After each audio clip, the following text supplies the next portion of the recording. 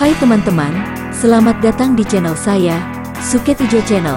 Sebelum kita lanjut ke ceritanya, Suket Ijo Channel ingin berbagi info buat teman-teman sekalian yang sedang membutuhkan sneakers, kaos dan sendal dengan harga yang murah tapi dengan kualitas yang baik. Silahkan kunjungi toko kami, Ravania Lariskan, dan link akan kami sertakan di deskripsi. Berikut sebagian produk-produk yang kami tawarkan.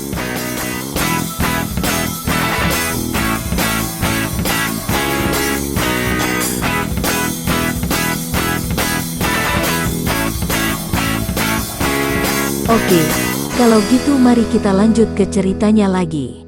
Bagian ke-65. Meskipun orang pertama sudah mengaku, akan tetapi Tianxin masih belum puas, dan hatinya masih belum yakin benar.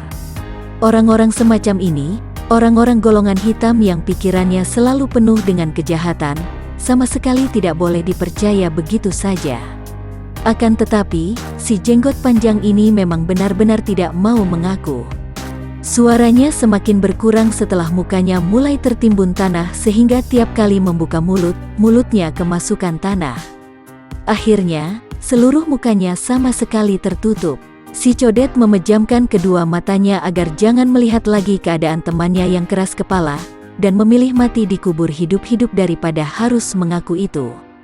Dia tidak menyesal sudah mengaku tadi karena kalau dia tidak mau mengaku, tentu sekarang telah menjadi babi panggang setengah matang karena dibakar hidup-hidup oleh pendekar yang ternyata amat kejam dan sadis itu.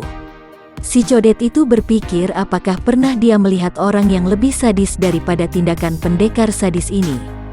Dia sendiri pun sudah biasa bertindak kejam, juga teman-temannya, akan tetapi kekejaman mereka itu sungguh berbeda dengan kekejaman pendekar sadis, yang melakukan semua itu dengan sikap yang demikian halus, tenang dan dingin.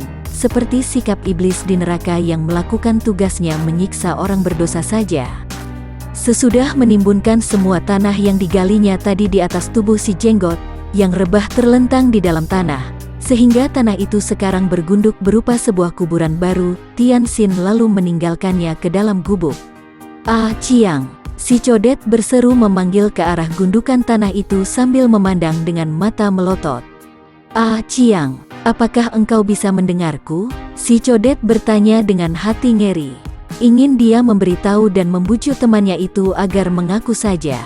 Dia lupa bahwa andai kata temannya dapat mendengarnya sekalipun, tentu teman itu sudah tidak mampu menjawab karena kalau menjawab tentu mulutnya kemasukan tanah dan mencekiknya. Si Codet tak lagi memanggil pada saat Tianxin sudah kembali datang dari gubuk sambil menyeret tubuh orang pertama yang menjadi pemimpin dari rombongan ketiga orang itu. Orang ini mempunyai kepandaian yang tertinggi di antara mereka dan merupakan suheng dari kedua temannya. Hidungnya pesek dan mulutnya lebar sehingga muka itu amat mirip dengan muka seekor monyet. Saat Tianxin melempar tubuhnya di dekat kuburan itu, si muka monyet ini memandang dengan mata terbelalak, memandang ke arah si Codet yang tergantung jungkir balik itu. Dia terbelalak dan nampak ketakutan. "Pendekar sadis, apa yang kau lakukan terhadap dua orang temanku ini?" tanyanya. Tianxin tak menjawab, melainkan melepaskan sabuk orang ketiga ini. Si muka monyet ini semakin ketakutan dan memandang kepada si Codet yang masih tergantung dengan kepala di bawah itu. Dia dapat melihat bekas api unggun yang masih mengepulkan asap di bawah sutenya itu dan dia bergidik, maklum bahwa sutenya tadi tentu sudah dibakar hidup-hidup. Akan tetapi, sutenya itu belum mati, maka dia bertanya, "Tahu Sute, di mana Chiang Sute?"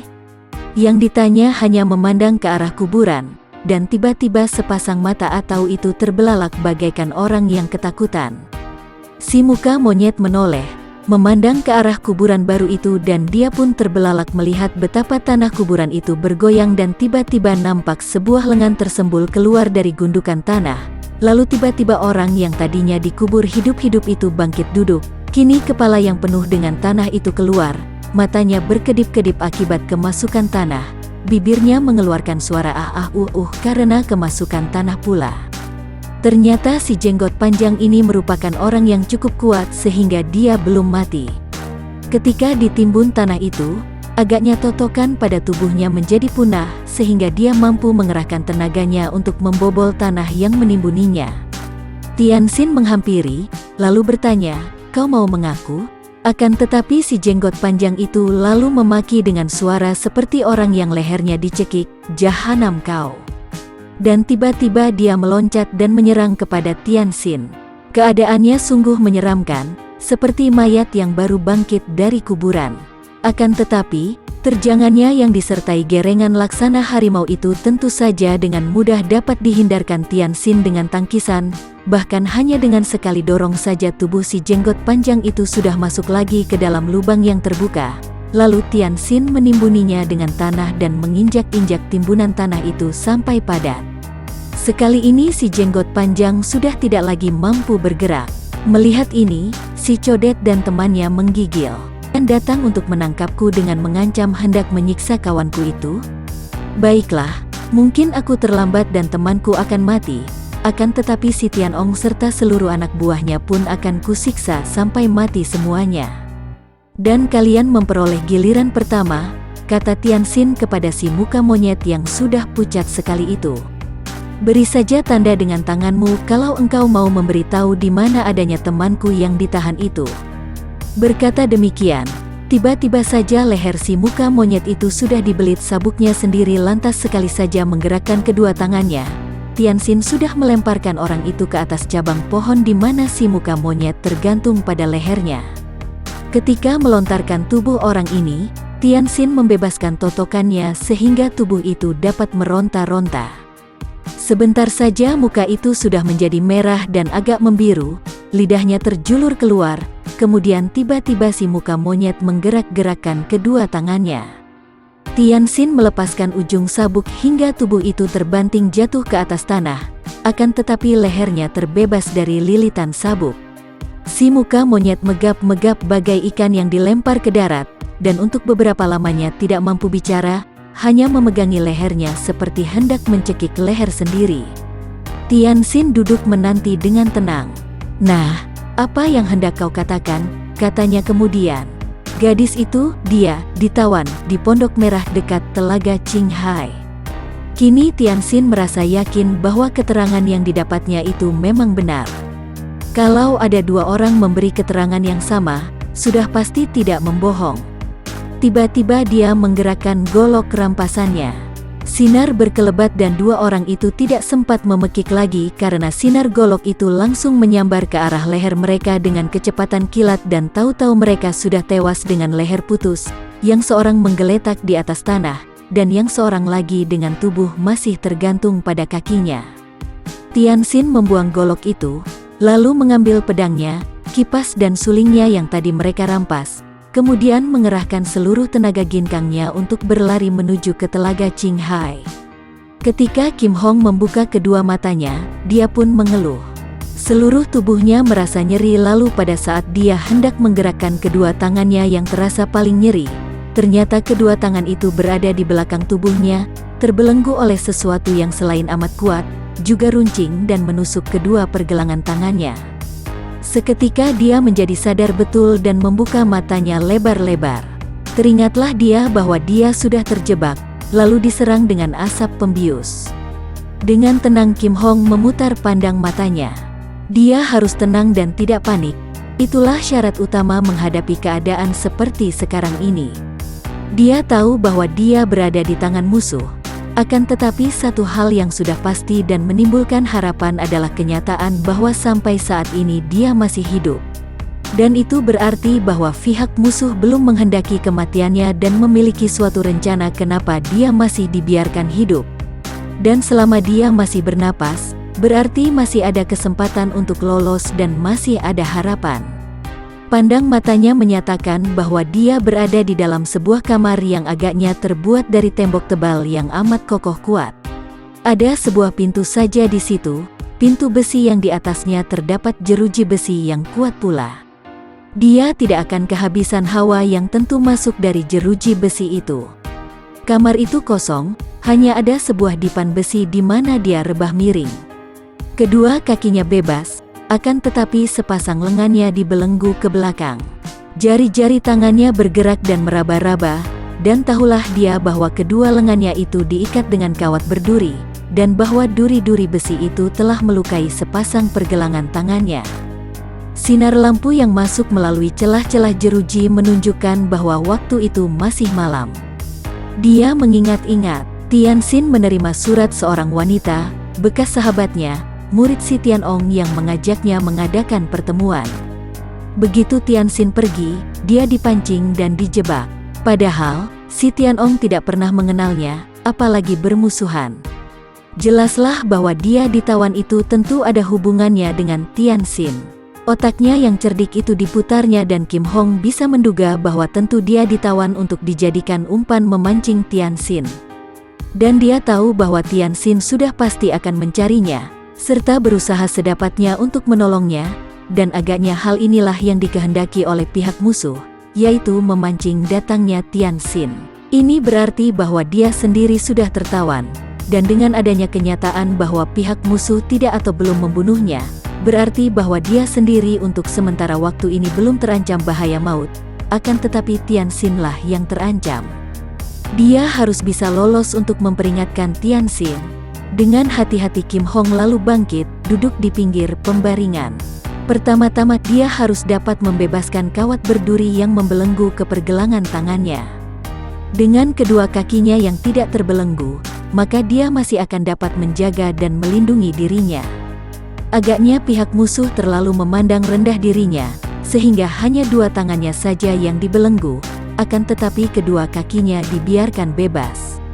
Betapapun juga, dia harus hati-hati karena maklum bahwa pihak musuh, selain lihai, juga mempunyai banyak kaki tangan dan juga licin. Dia harus melepaskan belenggu kawat berduri itu. Namun hal ini jauh lebih mudah dibicarakan daripada dilaksanakan. Dengan pengerahan sinkang, mungkin saja dia akan dapat melepaskan kedua lengannya. Akan tetapi untuk itu dia akan melukai pergelangan kedua lengannya. Dan apabila urat besarnya yang sampai terluka, maka dapat berbahaya juga. Apalagi ketika dia mencoba tenaganya untuk mengukur kekuatan kawat berduri, dia pun memperoleh kenyataan bahwa kawat itu amat kuat, tak mungkin dapat dipatahkan begitu saja tanpa bantuan senjata tajam. Atau setidak-tidaknya harus ada bantuan tangan orang lain yang membukanya. Kim Hong bangkit lantas memandang ke arah kaki dipan. Itulah satu-satunya benda keras yang terdapat di dalam kamar, yang terbuat dari besi. Maka dia pun lalu menjatuhkan diri berlutut, dan mendorongkan kedua lengan yang terbelenggu di belakang itu ke dekat kaki dipan. Kemudian dia mulai menggosok-gosokkan kawat itu pada kaki dipan, meraba-raba dengan ujung jarinya untuk mencari sambungan kawat. Lebih dari 2 jam dia bekerja, mengerahkan tenaga, tapi hasilnya baru sedikit saja, baru mulai bisa merenggangkan sambungan kawat. Ia merasa lelah dan juga amat lapar. Obat bius itu dan bekerja keras ini membuatnya lapar. Untuk ketegangan yang dihadapinya dan untuk berusaha melepaskan belenggu, sungguh-sungguh memakan banyak sekali tenaga di dalam badan. Tiba-tiba terdengar langkah kaki mendatangi arah pintu kamar tahanan. Pendengarannya yang tajam dapat menangkapnya, maka Kim Hong cepat bangkit dan merebahkan dirinya lagi, miring seperti tadi. Yang masuk adalah 3 orang laki-laki yang semuanya memegang pedang. Dari gerakan mereka, tahulah Kim Hong bahwa mereka adalah orang-orang yang memiliki kepandaian cukup tinggi. Kalau saja dia tidak mengkhawatirkan Tianxin yang hendak dipancing dan dijebak, tentu dia akan nekat menyerang mereka dengan kedua kakinya. Akan tetapi dia menahan dirinya. Ia merasa yakin bahwa Tianxin pasti dipancing dan akan dijebak. Setelah tadi ia melihat betapa sebelah celananya robek di bagian bawah. Robekan itu hilang. Apabila mereka itu hendak kurang ajar atau berbuat cabul, tentu bukan ujung celananya yang dirobek. Maka Kim Hong bersikap waspada dan pura-pura baru siuman ketika mereka memasuki kamar. Ia mengeluh, pura-pura bingung ketika menarik-narik lengannya, kemudian dengan susah payah dia pun bangkit, duduk, memandang kepada 3 orang itu. Salah seorang di antara mereka adalah si jangkung yang menjebaknya tadi. Kim Hong bangkit dan pura-pura terhuyung. 3 orang itu siap menyerangnya, karena si jangkung ini sudah maklum bahwa gadis yang ditawannya mempunyai kepandaian yang cukup hebat. Dia adalah murid si Tianong pula, walaupun tingkatnya belum setinggi tingkat para suhengnya, yaitu Ching Hai Enjio Liong, namun dia serta 2 orang sutenya yang bertugas menjaga di situ mempunyai kepandaian yang cukup boleh diandalkan dan mereka merupakan pembantu-pembantu Ching Hai Enjio Liong. Si Jangkung tersenyum mengejek pada waktu melihat gadis itu agaknya hendak melawan akan tetapi tidak berdaya. Dia melihat darah segar yang baru menitik dari luka-luka pada pergelangan lengannya. Tak perlu engkau melawan, karena melawan berarti hanya akan menyiksa dirimu. Nona, siapakah namamu? Persetan dengan kalian, bentaknya. Kenapa engkau menjebakku di tempat ini? Kalian mau apa? Si Jangkung tersenyum dan mengelus jenggotnya yang hanya beberapa helai itu. Nona manis, simpanlah kegalakanmu itu. Sekarang engkau sudah menjadi tawanan dari Lo Qianwei Si Tianong. Dengan sengaja Kim Hong menunjukkan kekagetannya dan juga menunjukkan rasa takut. 3 orang itu tertawa dan si Jangkung juga senang melihat betapa gadis itu terkejut dan nampak takut. Hahaha, karena itu, jangan mencoba-coba untuk melawan, Nona. Dan sekarang, mari ikut dengan kami, Suhu Si Tianong hendak bertemu denganmu. Kim Hong masih menunjukkan sikapnya yang ketakutan. Kemudian dia pun mengangguk seperti orang yang terpaksa sekali. Baiklah, siapa berani menentang Si Tianong? Dia disuruh berjalan di muka, sementara 3 orang itu mengikutinya dari belakang sambil menodongkan pedang. Biarpun demikian, seandainya dia mau, Kim Hong merasa yakin sekali bahwa dengan kedua kakinya saja, dia akan mampu merobohkan 3 orang ini. Akan tetapi hal ini tidak dia lakukan. Sebelum kedua tangannya bebas, dia tak akan mau bertindak sembrono karena dia akan gagal jika harus berhadapan dengan Si Tianong dengan sepasang tangan terbelenggu. Dalam keadaan yang sudah mutlak berada dalam kekuasaan lawan tangguh, dan dalam keadaan tidak berdaya ini dia harus menggunakan kecerdikan, tidak hanya melakukan kekerasan dengan nekat. Ruangan itu sangat luas. Si Tianong duduk di kursinya sambil memandang tawanan wanita itu. Diam-diam dia merasa kagum karena wanita ini memang cantik sekali. Akan tetapi mengingat bahwa wanita ini adalah sahabat baik, mungkin kekasih atau malah istri Cheng Tianxin, dia pun memandang marah. Duduk, bentak si Jangkung sambil mendorong tubuh Kim Hong ke atas lantai. Gadis itu jatuh berlutut, akan tetapi dia segera menegakkan kepalanya lalu memandang kepada Si Tianong, kini sedikit pun tidak menunjukkan rasa takut. Baru sekarang inilah dia melihat kakek yang usianya hampir 60 tahun, akan tetapi masih terlihat gagah perkasa dengan tubuhnya yang tinggi besar serta berkulit hitam ini. Selama dia menjadi lemsin, dia baru mendengar nama saja dari rekan ini, akan tetapi belum pernah saling berjumpa. Nona, engkau ini apanya Cheng Tianxin? Tiba-tiba Si Tianong bertanya. Kim Hong tidak segera menjawab, hanya memandang ke sekelilingnya. Di dekat kakek itu duduk seorang wanita cantik yang manis, yang berpakaian mewah dan pesolek. Adapun di sebelah wanita muda cantik itu duduk pula seorang laki-laki tinggi kurus bermuka pucat dengan mata sipit, pakaiannya berwarna kuning sederhana. Dia dapat menduga bahwa tentu wanita ini adalah murid Si Tianong bernama So Qianling seperti yang pernah diceritakan oleh Tianxin, dan tentu laki-laki tinggi kurus itu murid kepala yang bernama Chiang Gusik.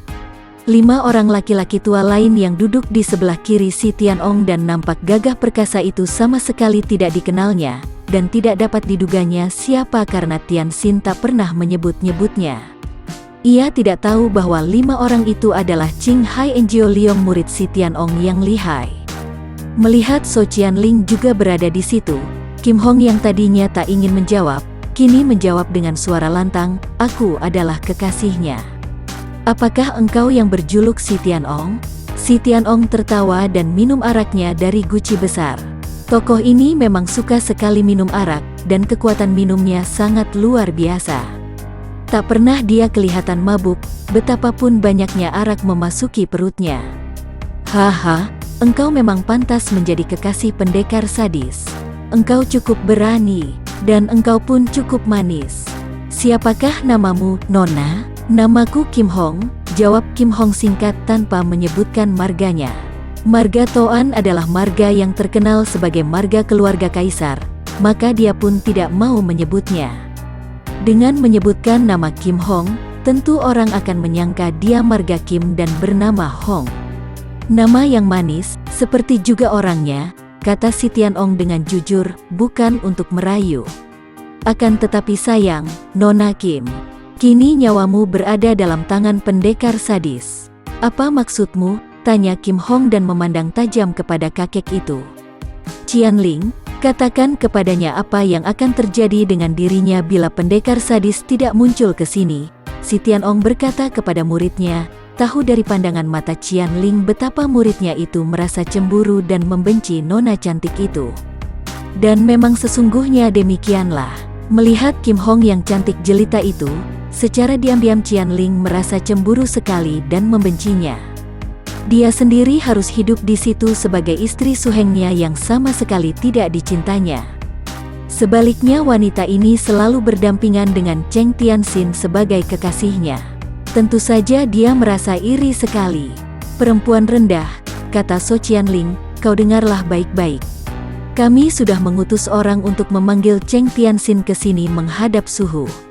Apabila sampai besok pagi setelah matahari terbit dia belum juga ke sini bersama utusan kami, maka engkaulah yang akan mengalami siksaan hingga mati. Pertama-tama engkau akan diberikan kepada 20 orang yang telah menang undian. Engkau akan mereka perkosa sampai mereka itu semua merasa puas. Dan kalau engkau belum mampus, engkau akan dijemur di tepi telaga sampai burung-burung pemakan bangkai datang mengeroyokmu dan makan habis dagingmu. Kim Hong tersenyum dan berkata dengan nada suara mengejek, dan aku mati, habislah semua masalahku. Namun engkau masih terus hidup, setiap hari dalam pelukan laki-laki yang tidak kau cinta, sedangkan hatimu selalu merindukan Cheng Tianxin, hingga engkau menjadi nenek-nenek keriputan yang menderita rindu. Qianling, agaknya nasibku jauh lebih baik daripada nasibmu.